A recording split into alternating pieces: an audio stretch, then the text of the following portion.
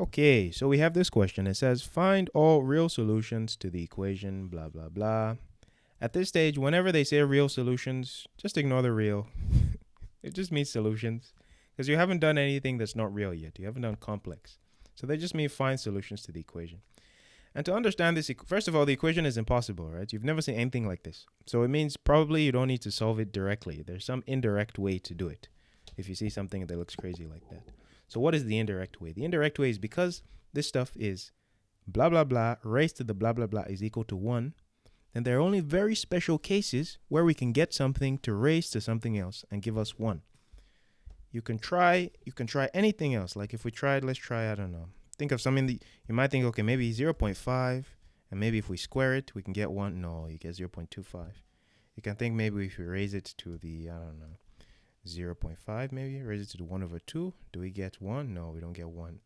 Maybe if we raise it to 1 over 3, 1 over 4, 1 over 5, 1 over 6, you can never get 1. If we try 1 over a million, so you can never get to actually 1. So there are only very special cases where you can get something to raise to another power, and that thing will give you 1. What is the first case? The first case is the weirdest case. Anything raised to the power of 0 is 1. 5 raised to the 0 is 1. A million raised to the 0 is 1. Okay? Minus 5 raised to the 0 is 1. Sorry, what did I do? Minus 5 raised to the 0 is 1. So let's take that first thing. Sorry, this is minus 5 raised to 0, not minus 1. I forgot the parentheses. Okay, so minus 5 raised to 0 is 1. Okay, so let's take that first fact. Anything raised to the 0 is 1. What does that mean? That means whatever this stuff is in here, we don't care about it for now. We just know that if this thing is 0, then we would have blob raised to the 0, and that would be equal to 1. And this equation would work. It would be correct because anything raised to the 0 is 1. So that's what we call our first case. Let's call that the first case. So this is case 1. And for case, let's not write it actually. all we just established is that this thing is equal to 0. And that would make this whole equation work. So if x squared minus 9x plus 20 is equal to 0, then this equation works. And what do we do with this? Well, we can just solve this like a regular quadratic, right? So we can just open up our parentheses. We have x and x. Actually, let me change my color. I don't like this red. Let's change to purple. Okay, so we have x there. And we think what multiplies to give us 20 and adds to give us minus 9, minus 5, and minus 4, right? Okay, and that's equal to 0. And therefore, we get that x is equal to 4 or 5. Beautiful. And this x, 4 or 5, you could try plugging it into the bottom equation. Whatever it gives you, it doesn't matter because we know that anything raised to the 0 is 1. So 4 or 5 works just straight out of the box because anything raised to the 0 is 1. And this thing, we solved it for being equal to 0, and therefore we found the two possible x's of 4 and 5. So let's highlight that. So we have 4 there and we have 5 there. Now, what's the other possibility where you can get something equal to 1 for exponents? The other possibility is very simple. 1 raised to the power of anything gives us 1. 1 to the 90, 1. 1 to the minus 0.78, 1. Okay? Because no matter how many times you multiply 1 by itself, all you end up with is what? 1. 1 times 1 is 1. 1 times the square root of 1 is 1. Right? 1 times... All right, you get the point. Anything, if the thing inside the parentheses is 1, we don't care about what's outside the parentheses. We just know that this equation will work. Okay? So if this thing is equal to 1, then the whole equation will work. And that will be another case. So we call that our case 2. And we do it in red here. So if this thing we said is equal to 1, so we have x squared minus 5x plus 5 is equal to 1, then the equation will work. So we can solve this now again as a regular quadratic. We can subtract 1 from both sides. So we have x squared minus 5x minus 4 is equal to 0. Sorry, what did I say minus 4? I mean plus 4. Okay, how do we solve as a regular quadratic? Let me get out my other one. So here we have x, and multiplied to give us 4, add to give us minus 5. We have minus 4 and minus 1. All right? And therefore, that gives us that x is equal to 4 or 1. We already have 4 from the other one, but we just keep this. Why not? Okay, so now we have 2 more points that will satisfy this equation. And of course, they're real solutions because you haven't ever done anything complex yet. Okay, or imaginary. All right, now let's look for the last one. The last one is the hardest one. So for the last one, there's a special case. So we said anything raised to the 0 is 1, for example, 5. We said also 1 raised to the power of anything, like 67 is 1, so that would work. The final thing is if you have a minus 1 in there, so minus 1 to the 67 is minus 1, but if we make this to the 68, it becomes 1. 69 minus 1, 70, 1, or 671, 900, 1. What's the trend?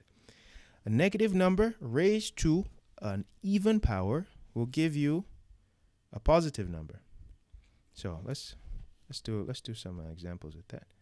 So let's take minus 1 and we square it. Minus 1 squared, that's what? Minus 1 times minus 1. Minus and minus gives us plus, so we end up with 1.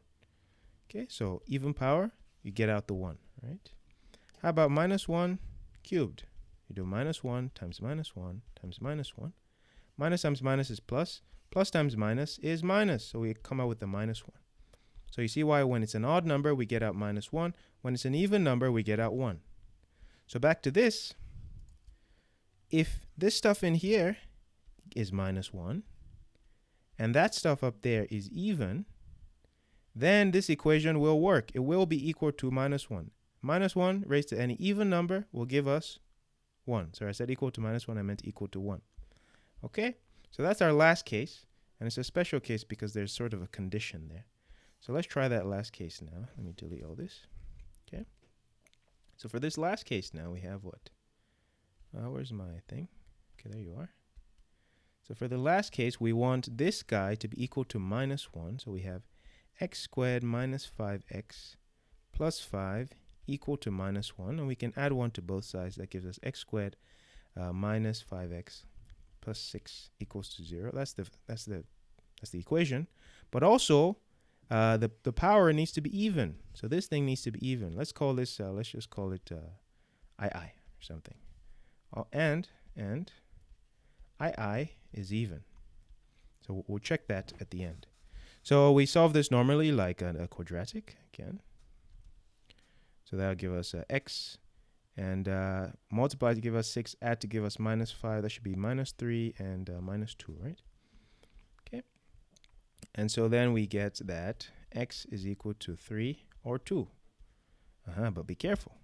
It says II must be even. So for any of these x's, we need to make sure that this thing here, x squared minus 9x plus 20, comes out even. So let's check it for each case. So let me put a little... So we plug in 3 here. So we have... let me erase that so that you can see what's happening. So we're plugging in 3 in for x to make sure that this top here is even. Because if it's not even, then this equation will not work. So let's check it. So we have 3 squared minus 9 times 3 plus 20. Is that even? Let's see. It comes out to 2. 3 squared is 9. Minus 9 times 3, that's minus 27, right? Plus 20. And what does that give us? 9 minus, well, let's do 9 plus 20 is 29. And 29 minus 27 is 2, right? So that's 2. Is 2 even? Of course it's even. So this would work. 3 would work. So we can highlight 3. Good. How about 2? Does 2 work? So we have 2 squared minus 9 times 2 plus 20. I think it'll work, right? Because we have 4. 4 minus 9 times 2 is what? 18 plus 20. And since we have all even numbers, it must come out even. So 4 minus 18, or let's do it the other way. Let's do 4 plus 20, that's 24. And then 24 minus 18 will give us what? 6, right? Which is even. So 2 also works. But if we had plugged one of these in and we got an odd number, then we would have to cross out that solution. That would not be one of the solutions. But since we checked and it all works, then now we have our final list of solutions. And of course, they're all real numbers.